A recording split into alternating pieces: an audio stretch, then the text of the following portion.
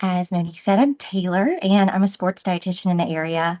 I grew up actually as a young figure skater for 12 years and also a distance runner, and that's what really fueled my interest and passion for nutrition.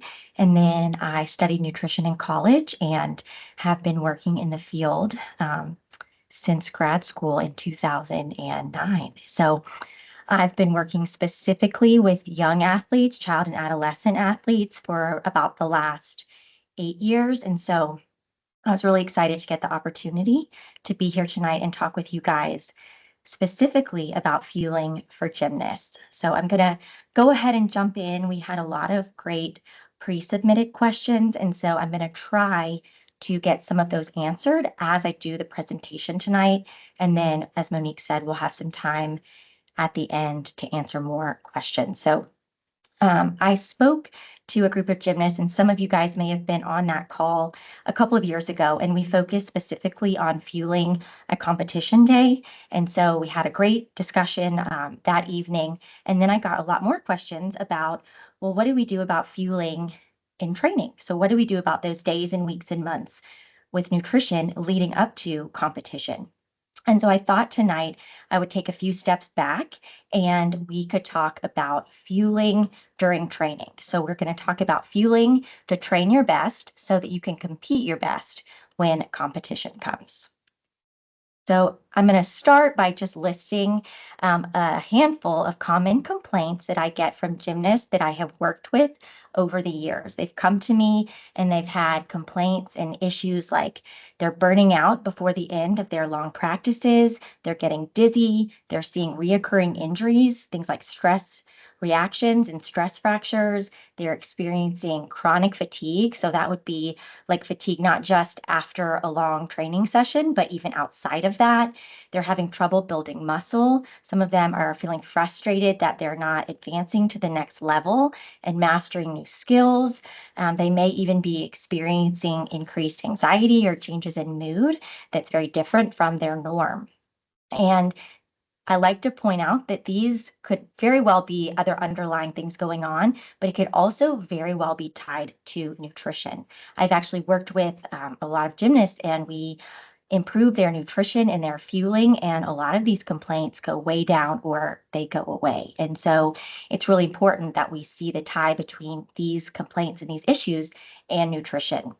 And I bring this up because showing up to practice and experiencing any or one or all of these symptoms listed here does not allow you to practice at your peak. And if we're not showing up to the gym, we're not showing up to training sessions at our best and in our best condition, then it's going to be really hard to perform our best when competition comes. So tonight, what I want to focus on are 4 key nutrition practices that you can start implementing tonight or today that are going to optimize your training and help you feel your best so that you can perform your best. So the 4 key nutrition practices that I want to talk about today are, first and foremost, we want to create a simple but important foundation. You may, when we get to this one, you may look at it and say, gosh, this looks really small, but it can make a really huge impact. And so we want to start there. The second key principle and practice that we want to work on is making sure we have some key micronutrients included in our daily intake. Then we're going to do what I like to call an energy availability check, and we'll go into detail on that in a minute. And then we are going to work on developing a clear performance nutrition strategy, and we're going to practice it and know what works so that there's no surprises when we show up to competition and to our meets. If you can start these things and really start implementing them in your day-to-day and make it routine and make it habit, you are going to feel more energized. You're going to feel more powerful. It's going to help you improve your strength. It can help prevent injury. And if you do experience an injury, it can help improve recovery time. And it's going to support your mental well-being, because we know that I really say an undernourished brain is a stressed brain and it's an anxious brain. And it's hard to perform well and do our best when we're feeling that way. So let's dive into the first practice, and that is this simple but important foundation. When I say this, what I want you to do is think about, how do I eat every day? How many meals am I eating? How many snacks am I eating? You, as a high level gymnast, need to be eating 3 meals and 3 snacks a day. So, some of you sitting here listening to the call and to the presentation may think, "Oh, I already do that. I get 3 meals, I get 3 snacks, and that's great. Keep doing what you're doing." You can kind of watch this and listen, and then we'll move on to the next practice. But some of you may not be. A lot of athletes that I work with are not getting their 3 meals and their 3 snacks. So that's the first thing we want to make sure you're doing as a high level gymnast. When I'm saying I want you to get a meal, I want you to just think of the 6 food groups, and I want you to make sure that there are at least 3 different food groups in a meal. You can have all 6 of them, that's wonderful. But at a minimum, I want you to have 3 food groups in the meal. And when I say snack, I want you to have 2 different food groups in a snack. And the key is that when you get to the end of your day, so you've had your meals and snacks and you're about to go to bed at night, I want you to look back over your intake and I want you to see, did I get foods from every food group? Was every food group represented in my day? And this is a really simple thing that you can do to help ensure you're getting all the nutrients you need. It's probably going to increase your protein. It's going to get it more structured throughout your day. It's going to increase your quality carbohydrates. You're going to get the antioxidants that you need, and it is going to help you get what you need and improve your intake without you getting just stuck in the details and really bogged down in numbers and grams and things like that. You're going to feel and see a difference just doing this. So I'm not going to teach on the macronutrients in the food groups tonight, but I did do just a little 101 refresh. And so that's for just your FYI if you needed that. Some of you may be thinking, okay, well, what can I do with this? This is great, but I need something a little bit more tangible. And to that, I would give you this example. So this is something I do with a lot of my athletes when I work with them, and it is a way to build this initial foundation to start optimizing your total nutrition before you start getting into the details. What you can do is make a chart, and what I want you to do is write each food group at the top of the columns. You've got 6 columns. I want you to put one food group at the top of each column, and then I want you to think about your top foods in each category. And I want you to write down, what are my favorite foods in each category, or what are foods I love, and if I had access to them, I would enjoy eating them. The key is that you don't want anything on here that you don't like, and no foods that you hate, nothing like I have to hold my nose to eat it. That doesn't go on the list because then that's not very doable. So we want this to be foods that you like, you enjoy, or you're open to try. Okay, so that's the first part. And then from there, you're going to build your meals and snacks. And I've got some examples at the bottom of here. So remember I said for a meal, I want you to get at least 3 different food groups in a meal. So for example, breakfast could be a bagel, which is your grain starch. You've got almond butter, which is going to be a healthy fat. You've got Greek yogurt, which I really include as 2 food groups. It's dairy, but because it's so high in protein, sometimes I'll include it as a meat as well. And so that's just one example. So you can go through that and create a few breakfast ideas, a few lunch ideas, a few dinner ideas, and then some snack ideas using that strategy. In my pre-submitted questions, I got a few that were about, how do I help improve the nutrition and fueling of my picky eater, or I have a picky eater and it's hard to figure out foods to eat that they like. And so this is what I would actually do if you are someone who, if you're a parent listening that has a picky eater, or if you are an athlete that knows there's not a ton of foods out there that you love, this is a great idea. So you put things you like in here, and then you think through, what are foods I'm open to trying? And so maybe part of the work you do is trying some new foods to see if you can get a few in one of the columns that may be harder for you. But that's a tool I use with a lot of my picky eaters. So after we've built this solid foundation, you've created your chart, you've got your foods, you've got some meal ideas and snacks, and you've tried them out and you know you like them, then I like to move on and say, okay, now let's look at a few key micronutrients that are really important for injury prevention and for performance and for recovery. And those are listed here. So I will say there are a lot of micronutrients that are really important for, recovery and for performance, but these I list and focus on because these are important and they are also often underconsumed in young athletes. So that's the key. They're often underconsumed. So I like to focus on them to help you think through where we can get these nutrients and how we can get them. So the first one I really want to focus on is calcium.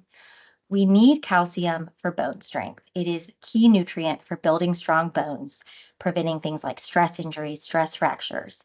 And so I talk to athletes a lot about calcium. It is often underconsumed because you're getting busier, you're getting more in your sport, you've got school. And at the same time, once you hit 9 years old, your needs jump up to 1,300 milligrams a day. So they go from about 900 milligrams a day when you're younger than 9. All of a sudden, they're at 1,300 milligrams. And that's a really big jump. And so I like to talk about this with my families and just help you navigate this to make sure you can meet your needs. I put about 4 to 6 servings of a calcium containing food a day would meet this 1,300 milligram a day goal. And that really depends on where you're getting it from. So if you're getting your calcium from dairy sources, there's more calcium per serving and it's well absorbed. So you may not need as many of the foods. You may not need as many servings. But if you get more of your calcium from non-dairy sources like those listed here, then you're going to need either more servings or larger servings because there's just not as much per serving. And then there's other components in the food that make it hard to be absorbed. So I always recommend food first, especially if I have an athlete that is struggling to meet their energy needs for the day. Because if we can, just say, let's focus on increasing some calcium containing foods, it's also going to increase their energy intake. And then we've, knocked off two things with one focus. So I really like that. But I work with a lot of athletes that can't get it through food. And in that, if that is your athlete or that's you that is watching this, then you can supplement. And I recommend supplements for many athletes. Sometimes we'll start with a supplement and then they get a feel for the calcium containing foods they like and they drop it. And that's great. So it's not something you have to do forever if your intake can improve. The main thing I say with a calcium supplement is you don't want to take more than 500 milligrams at once because your body will not absorb more than 500 at once. So we want to make sure we space it out. I did also get some questions about supplements in my Q&A, and I don't have a slide on that tonight. We do have a handout that I believe Monique is going to get out to everyone that talks about supplement and supplement safety. So you will be getting that as a resource. Okay, the next micronutrient that I talk about is vitamin D. Vitamin D is also really key for bone health. And I explain this to my athletes as calcium and vitamin D are a team. So we need calcium is what goes in the bone and helps build it and make it strong. And vitamin D aids in its absorption. So we need both of those to be optimized. We could have a great vitamin D level, but we're not getting any calcium in our intake. And then we're still at risk for weak bones and injuries because the bone is ready, but there's no calcium to come in. The flip side, you could have a great calcium intake, but your vitamin D is super low, and the calcium is there waiting to be used and enter the bone, but it can't. So we really want to make sure both of these are optimal. For your kind of as an FYI, I put the DRI of how much vitamin D is needed a day for 9 to 18-year-olds. This is typically can be found in a multi for a child or teen. If you have low vitamin D, if you've seen your pediatrician or a sports medicine physician and they've told you that your vitamin D is low, usually they're going to recommend a higher supplement. And maybe Dr. Chung could chime in on this when we get to Q&A, but typically you're recommending more for a period of time. You can see that there's not that many dietary sources of vitamin D. And even if your athlete likes these sources, they're not going to eat tons of it every day, every week. And so if you have a lower vitamin D or you've had a deficiency or insufficiency, we really recommend supplement. And then 1,000 to 2,000 is kind of what's been recommended for maintenance levels in adults. And I've done that and seen that a lot with children and teens as a maintenance level if they've had low vitamin D in the past. The next one we're going to talk about is iron. And I've been looking at iron a lot more in this last year with the young athletes that I work with, especially if they've seen me for things like stress fractures, and injuries, or we think they might be under fueling. I'm looking a lot at iron, and iron is key because it's important for transport of oxygen through the body. And so it's really important if you've been feeling super tired, lethargic, like heavy legs, things like that, then it may be a sign that your iron is a little low. These are dietary sources of iron. Meat is great. Red meat, like chicken thighs, the dark meat is a great source of iron. You can get it from some vegetables and fortified cereals. These are all things you can include daily to help boost your iron intake. And then if you're getting your iron from non-meat sources, having some vitamin C with it, like orange juice or fruits, bell peppers, things like that can help with the absorption of that iron. This is one nutrient where I do not just recommend you go get a supplement. Like, if your athlete is been feeling tired, I wouldn't just run to the store and start giving them iron. I would recommend getting the iron checked by your pediatrician, by your sports medicine physician, because you can overdo iron. You could take too low of a dose and it's not going to do any good. And there are side effects that come with taking iron, usually some GI, some stomach side effects. And so I really recommend you take it and that you have someone like your physician, your sports medicine physician or sports dietitian walking along with you to help you monitor everything. Okay, so those are the micronutrients that we really need to be focusing on and looking at and making sure that they're being optimized in our athletes' intake.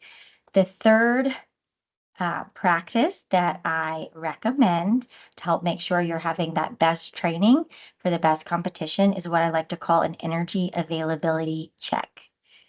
And what this is basically saying, am I getting enough calories at the end of each day, every day, to support my daily activities, to support my high level of training, and just to support growth, development, and all the physiological functions that go on in my body? I've got the technical definition for you guys. I don't expect you to do any calculations or to try to compute this, but this is more just to let you know that there is a technical clinical definition and calculation that I often do behind the scenes with any of my athletes that I worry are under fueling. And so we're basically looking at, are you, again, getting enough at the end of each day to not only support your training, but also all the other activities like your GI function, your heartbeat, growth and development, and all of that. Like I said, I don't expect you to go home and get really technical and do a lot of calculations. What you can do is monitor your habits, your fueling habits, and some signs and symptoms of low energy availability or under fueling. Some of these would be, are you getting 3 meals and 3 snacks a day? If you are a high level gymnast and you're training 3, 4+ hours in the gym almost every day, you need to be getting 3 meals and 3 snacks. If you're skipping meals, skipping snacks, you are I would say, at very high risk of being under fueled or in a state of low energy availability. Other signs, symptoms of being underfueled or in this state of low energy availability could be decreases in your performance, the loss of strength, feeling chronically fatigued, changes in your mood or moodiness, dizziness. Maybe you did get your iron levels checked and they are low. I, Oftentimes, low iron levels go hand in hand with underfueling and low energy availability. Maybe you've have a plateau in your growth, like your weight and height on your growth chart that your pediatrician has found, or even stomach complaints. Those can be a sign that an athlete is not fueling enough and they're in this state of being underfueled or low energy availability. So I like to call this out because we really want to make sure that our athletes that we're eating enough as highly competitive, elite young athletes. You could be getting, all the lean protein and all the foods and all the food groups, but at the end of the day, if you're not eating enough of it and you're not meeting your energy needs, you're still putting yourself at risk for injury and decreased performance. So this one is really important. Okay.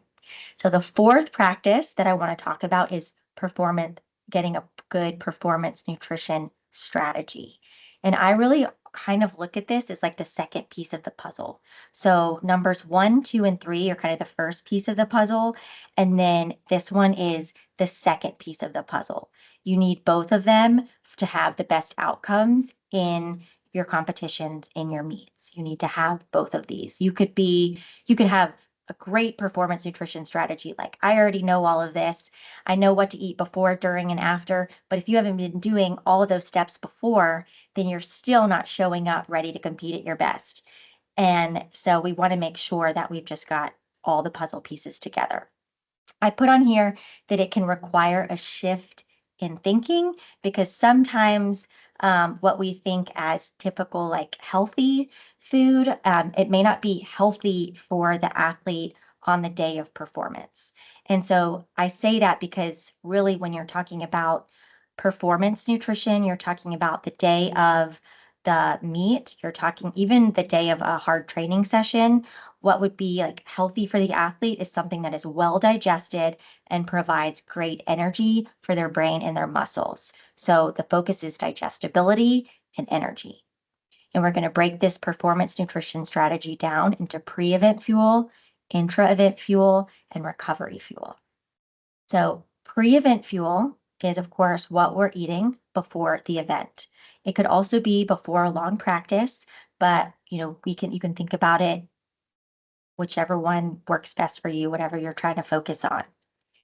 I break it down into 3 different categories based on timing. So we look at pre-event nutrition, 3 hours before a warm up. We look at an hour and a half, or maybe you have 15 to 30 minutes before you warm up. 3+ hours before warm up, you can include some protein, you can include some more complex carbs because your body has more time to digest these foods. And we know these foods take longer to digest and for the body to use for energy. So we can incorporate things like maybe some chicken or a higher protein yogurt, those higher protein foods, and then carbohydrates that have more fiber, whole grains, things like that, because your body has more time to digest them. Now, if you get a little closer to warm up and you have like an hour to an hour and a half, then we really want a little bit simpler and complex carbohydrates. And I've also seen this named fast carbs and slow carbs, and I also like that. So simple is like your fast carbs, complex could be more your slow carbs. So really, when you're getting closer to the event, like an hour to an hour and a half out, you want to start dropping the protein, start dropping those things that take longer for the body to digest. And then when you're 15 to 30 minutes before, we want to focus on the simpler or more quicker digesting carbohydrates. And so I've given some categories here for you guys to give you some ideas to start brainstorming. And I also like to remind, just kind of a note, that this is the general recommendation. So 3 hours before, an hour to an hour and a half, 15 to 30 minutes. I always encourage athletes to definitely try things out, know what works for you, because you maybe could handle a little bit of protein an hour before, whereas a teammate cannot tolerate any. And so we just have to try things out and play around with it, but starting out with this as your guide. Okay, the next one would be your intra nutrition. And this is like between events, or it could be during long practices. So if you're looking at, okay, what kind of nutrition do I need to fuel these really long, 3, 4 hour practices? That's our fast carbs. That's our simpler carbs. If you have 15 minutes, 10 minutes to go get something to replenish your carbohydrate stores, then we want something like I've listed here, like maybe applesauce pouches work really well. For athletes I've worked with, pretzels, you could do dry cereal. I think pouches work really well. Sometimes a sports drink can be really helpful, just a regular sports drink, because it has those quick carbohydrates to get energy and carbohydrate levels up. Now, if we're looking at between events, like you're competing and you've got certain time between events, I would really go back to that previous slide here that we just talked about. And you think about, okay, well, how much time do I have between events or between training sessions if it's multiple training sessions in a day? If you have 3 hours, we would use that as your guide, an hour to an hour and a half or 15 to 30 minutes. And there's some ideas here. I did get a bunch of pre-submitted questions about what are some snack ideas, some meal ideas, and I hope that these slides are giving you some ideas and at least some places to start. If not, we can talk more about it at the end.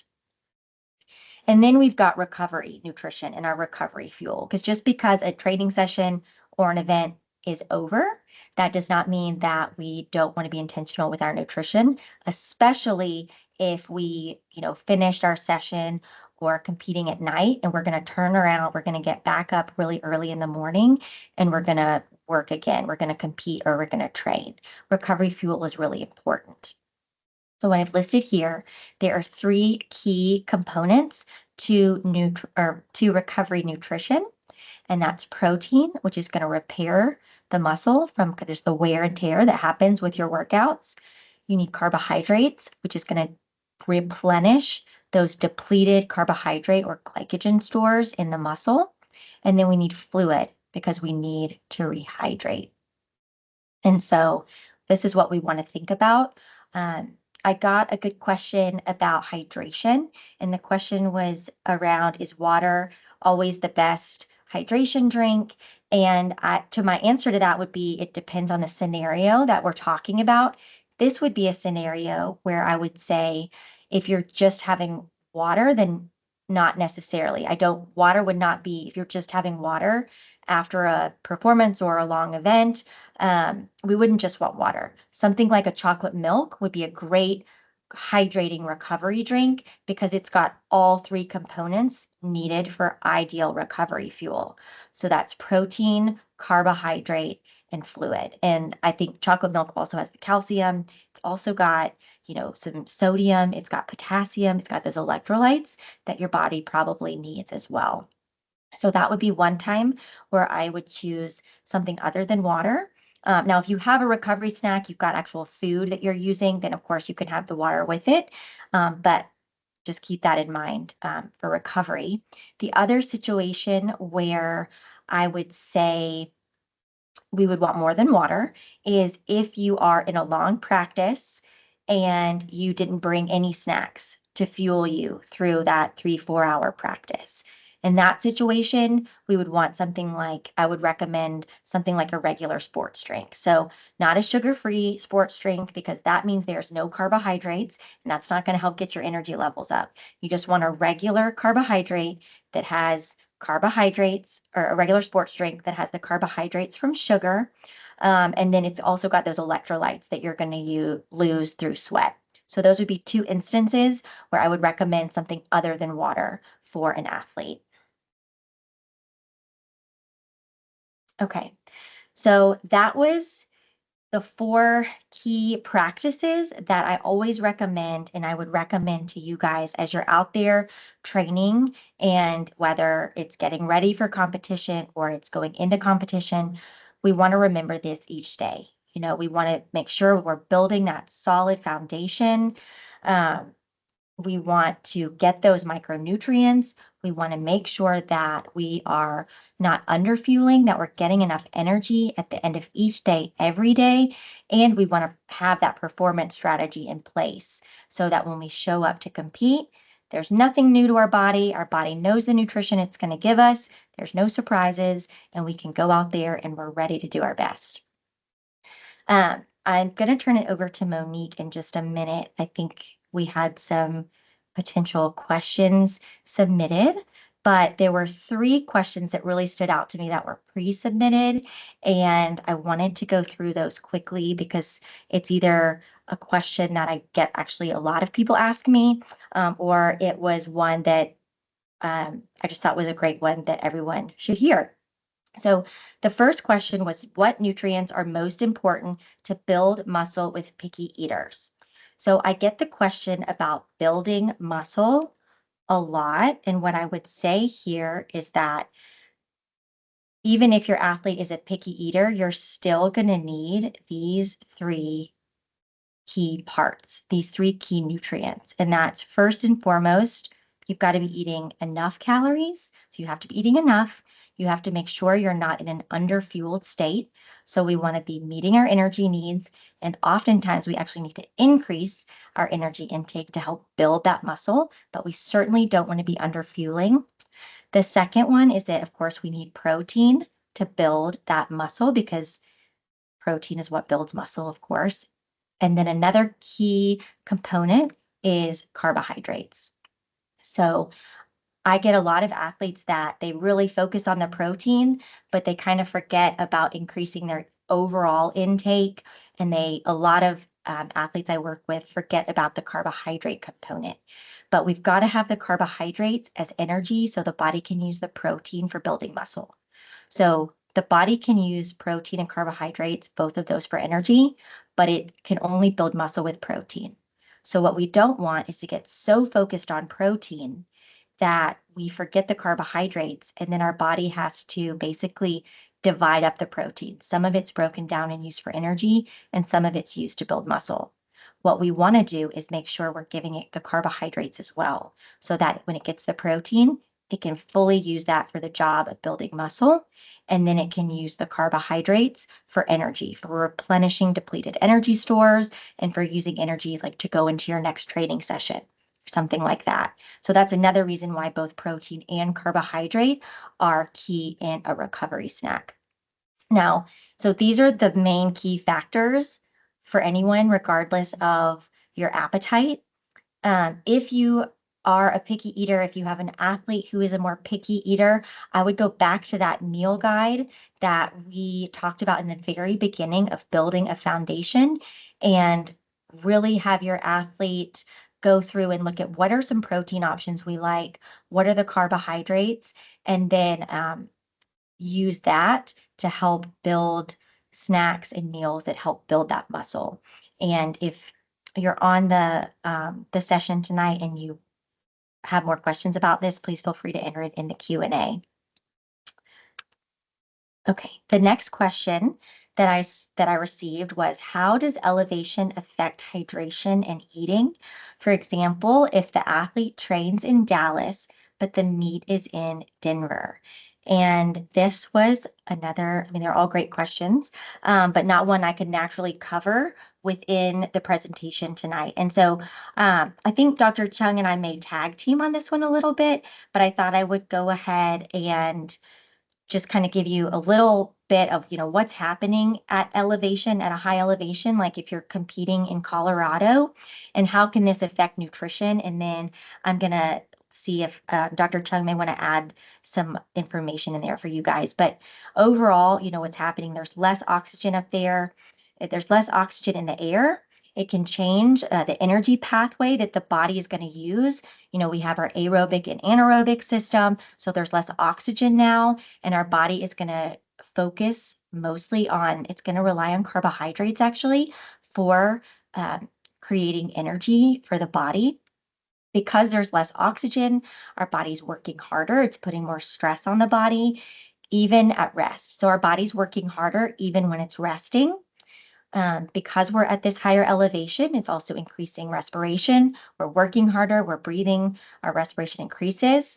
It's also going to increase our need to use the restroom, which is going to increase our risk of dehydration. So that was kind of a brief overview. And then I look at how does that increase our nutrient needs. And basically what we want to think about is we need increased fluid. So we want to make sure that we are actually increasing our fluid some. We're increasing our fluid. We're bringing our water bottle. We are doing what we always do and even more when it comes to hydrating. You may feel hungrier. That's very likely because you're burning more energy because it's just a little bit more stressful on the body. So I would plan for bringing some more snacks. I would plan on adding a little bit to your meals. Um, and then sometimes it can help to increase like healthy fats because it just has a little bit more energy in it. If you're worried you're going to have trouble meeting your energy needs, um, increasing our carbohydrates, we know those are key for gymnasts anyway. Carbohydrates are a key macronutrient for energy for gymnasts. And then we know the body, excuse me, is going to need even more of those at a higher elevation. And then I also put antioxidants because we know just for everyone, antioxidants fight stress in the body. And so we can add, maybe your carbohydrates, your additional carbohydrates come from fresh fruits and from vegetables, or you make sure you're taking your multivitamin, but really making sure we're getting those antioxidants in because it can help fight just the stressful state that your body's in. So it's kind of an overview, but I know there's more because I also included on here like iron and going into a higher elevation does change. Our blood volume and it gets really more detailed, but we have an increased iron need. So we want to make sure we're also eating iron-rich foods before and while we're there. And so you can go back to that iron slide. And I also have it mentioned here as well, just to make sure we're getting that iron in our daily intake. Dr. Chung, did you want to add something right now to this? Yes, yes, I absolutely. Hi, everybody. I'm Dr. Chung. I'm a pediatric sports medicine physician at Scottish Rite. So, great talk, Taylor. I think a few things I would add. So, as you said, at higher altitude, you are in it's hypoxia, right? So there's less oxygen that's available with decreased pressure that we see at higher elevations, and so the body kind of knows that it needs to, search for more oxygen. And so our kidneys actually will secrete something called EPO, which is called erythropoietin. And that stimulates increased red blood cell production in our bodies, hence increasing hemoglobin concentration, which are the cells that carry oxygen to deliver to our tissues. However, that takes about 2 to 4+ weeks until the athlete can see the effects. And so, if you're going to Denver or some high elevation place for a competition, um, you know, I would not depend on your body to make those changes because it will take time for the body to acclimatize to that. And so, I often tell athletes if you're competing at a higher altitude place and you don't have the time to allow your body to acclimatize, then you want to compete as soon as possible as you arrive to your destination. So, less than 24 hours. Or if you have the time, get there, 2 weeks or so to allow your body to acclimatize. As Taylor mentioned, some of the negative effects of altitude on performance is dehydration is the main thing. You're breathing faster, your respiratory rate is higher, you're going to be peeing more. And so hydrating is super important so that the athlete doesn't fall behind on their fluid. Also, the body is going to be having less power output, decreased training intensity, just because it needs to get adjusted to not having, the oxygen at the same pressure level that the body's used to. And so, you talked about iron, which is super important. And it's not one of those things where you all of a sudden start taking high iron and the day before you get to competition at a location that's at a high altitude. It's got to be built into your daily habits where you're training your body, you're incorporating all of these things on a regular basis so that your body is ready to perform and compete at its highest level. And so that's something that's super important. You can't just all of a sudden, a week or two before your performance competition or your meet, try to make these adjustments because it takes time, it takes practice. You also want to figure out what your body can tolerate in terms of complex carbs, simple carbs, protein, how much and when, and how it digests in your stomach. Great. Okay, so there's one other question that I wanted to go ahead and touch on because I work with a lot of athletes that do struggle with this. And it is how do we help our athlete who's on ADHD medication navigate the low appetite appetite during the day and bigger appetite at night when the medication wears off? This is a question that I get from a handful of athletes. It's pretty common that I see this come across, my consult room. And my response to this would be that it is hard. So it's really hard when you have your appetite suppressed during the day and you're trying to fuel, and you've got to fuel really well for high intensity training in sport. What I would say, it's honestly my answer to this is similar to a lot of high performing elite young athletes. You are A lot of these athletes are training hours and hours a day. They're doing schoolwork, they're going to school, they've got other commitments, and their appetite, it's hard to get all of the food in. They aren't thinking about it, or they're nervous about sport or a test. They're training really hard, so their body temperature's up and then their appetite's suppressed. And so it's really easy to forget or just to not think about the needed meals and snacks. And so what I would tell someone in this situation is really similar to a lot of my athletes. And it is, you've got to make a plan and stick to it. So sit down, decide when is the best time for breakfast, when is the best time for lunch, when is the best time for dinner, when are the best times for snacks. Work it around your training schedule, your school schedule. And some of my athletes put it in their planner, they set an alarm, and it's kind of just it's part of the conditioning. It's part of what they have to do as an athlete to be their best. Now, you can do things like really make breakfast count. I was talking to Dr. Chung about this. Making breakfast count in the morning when the appetite might be higher can be really helpful and really make that meal count. Other things, make your plan, stick to it, but I recommend really incorporating those foods that the athlete really enjoys during the day. So it's hard enough to make yourself eat when you aren't hungry, but it's a little bit easier if it's something that the athlete is excited to eat or really enjoys. And then maybe the foods that they're less excited about can go later on in the day when the appetite starts to pick up.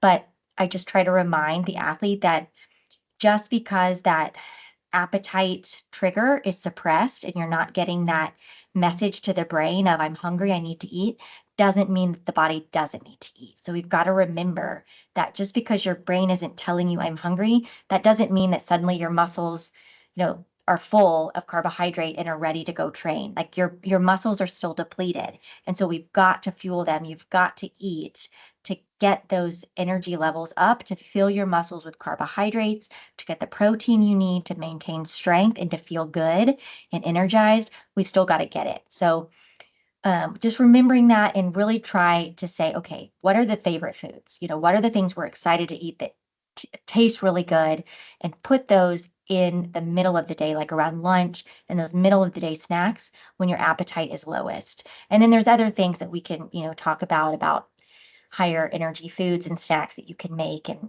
there's other options to help add in energy into meals and snacks. But that's overall what I would recommend for that question.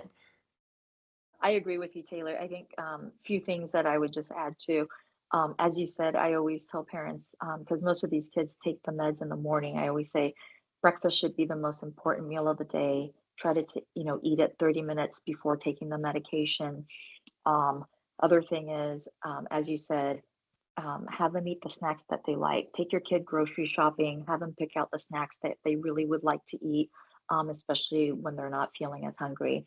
And some of the kids, if they're losing weight or just not getting enough during the day, sometimes like a snack before bedtime, like a protein smoothie, or having like a little snack such as like a peanut butter jelly sandwich and a glass of milk can also help kind of catch up with some of those energy availability and calories that they may have missed during the day. And then if all of that doesn't help and your child is losing weight, they're not eating because their appetite is so suppressed and they're just not getting the fuel that they need to perform, then you can talk to your pediatrician to consider switching to like a non-stimulant medication for ADHD. So there's a lot of good options in the market now. There's like clonfacine, Strattera, just clonidine. There's different medications that are non-stimulant medications that don't have the appetite suppressing side effect. And so that is something to consider. discussing with your child's pediatrician as well too. All right. So those were my three questions that I wanted to make sure we addressed. And I think we got to most of the pre-submitted questions, but I'm going to turn it over to Monique if there's any other questions that Dr. Chung or I can address if we have time. Yeah, Happy there to were do two that. questions submitted, and so one of them was asking kind of about, are chips and Gatorade okay for the gymnast to eat during practice? So I would say that I mean, it depends kind of how much time you have, what you've had before, and your overall nutrition plan. I like Gatorade. I'm a fan. I mean, you can make your own sports drinks. There's different things you can do. I am a fan of sports drinks, regular sports drinks, because they provide the carbohydrate, they provide the electrolytes, and they provide the fluid, and they're often something that the athlete wants to drink, and so it'll get them really hydrated and fueled. I think it kind of depends on the chip. If we're just breaking it down into macronutrients, you know, they need carbohydrates is what they need. And so if it's like a baked lay, that's kind of what I'm thinking. Um, it's breaking down into carbohydrate. I don't believe there's like any fiber in there. It should be no fat, or very I don't think there's a lot of fat or any fat in baked lays. I'd have to check. But this is kind of just keep in mind of what I'm thinking. Like we don't want fiber, we don't want protein, and we don't want fat in those quick snacks. Now, if you've got an hour or so and your body can digest it, that's different. But if it's like we've got 10, 15 minutes, I would just do something quickly digested. So, I mean, some people will do like a bagel. They'll just grab maybe sports drink, you could grab a bagel or half a bagel or whatever you need, whatever you tolerate to get those carbohydrate levels back up. Um, if it's a chip that's like high in fat and fiber, I would stay away from it because I don't think it's going to fuel your body well and it's not going to give you the energy that you need as quickly as you need it to go back into a session. Um, but I also, I think things like where I put pretzels. I mean, you could have like maybe baked chips, but we just want that carbohydrate, that quick to digest carbohydrate, like pretzels, goldfish, and for some it is Gatorade. But if you have a carbohydrate snack, then you might be fine with water. So that'd be something that I would analyze more specifically with the athlete to see exactly how much carbohydrate they need, fluid, and that sort of thing. And then I would answer that question a little bit more specifically. Thank you for that, Taylor. We have another question.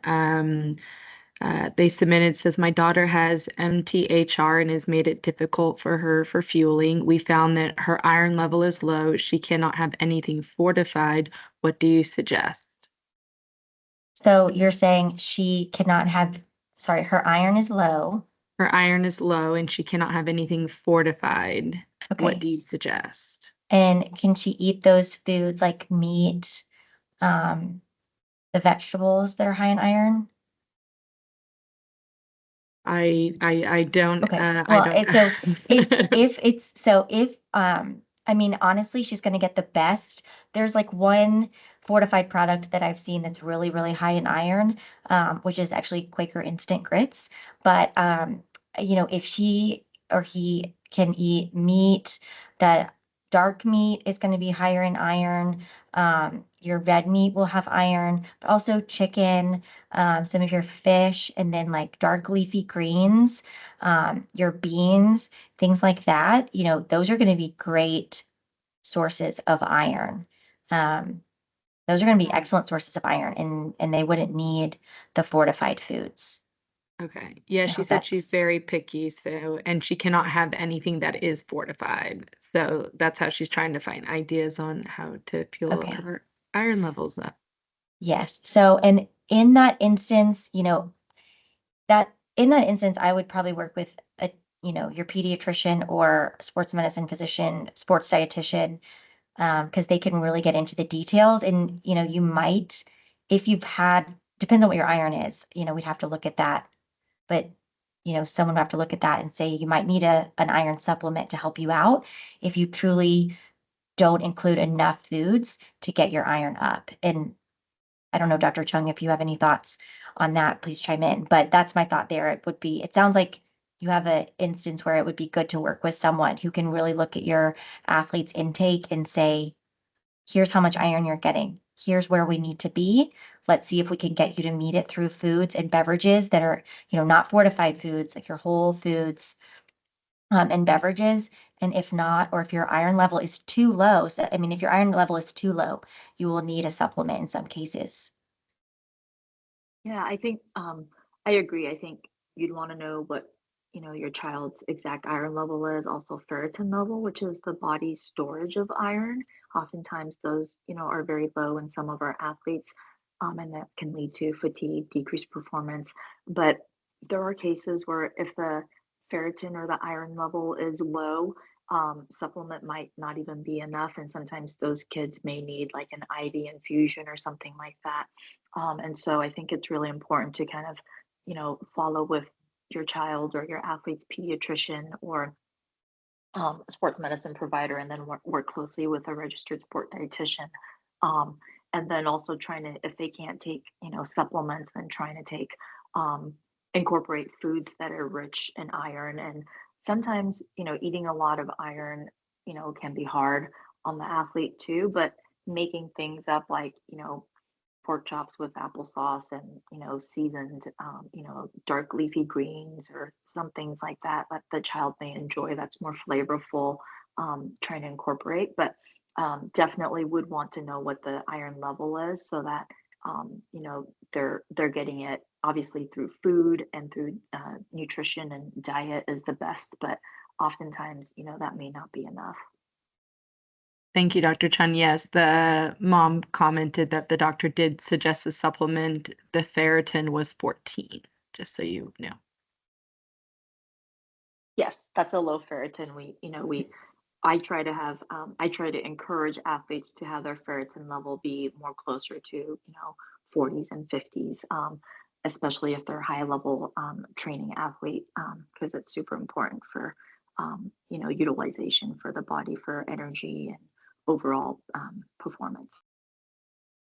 And one thing I would add, like for supplements, sometimes I'd mention this when I talked about iron, about how it can have some like stomach side effects. It can cause upset stomach or like constipation. And so if your athlete is starting an iron supplement, then I would really definitely also make sure you're watching their fluid intake. Want to make sure they're meeting their fluid goals, getting hydrated. They may need to increase their fluid intake a little bit and getting a variety of sources of fiber. So the whole grains, the fruits, the vegetables. But first, we want to make sure their water is high. You never want to increase fiber before you increase fluid. So that could make it worse. So we want to make sure they're getting their fluid, meeting their fluid needs, and then they're also getting a variety of fiber-rich foods, and that could help with any side effects of an iron an iron supplement. I agree. And then taking it with like a glass of orange juice or something like that to help with a better absorption of the iron is something I would recommend too.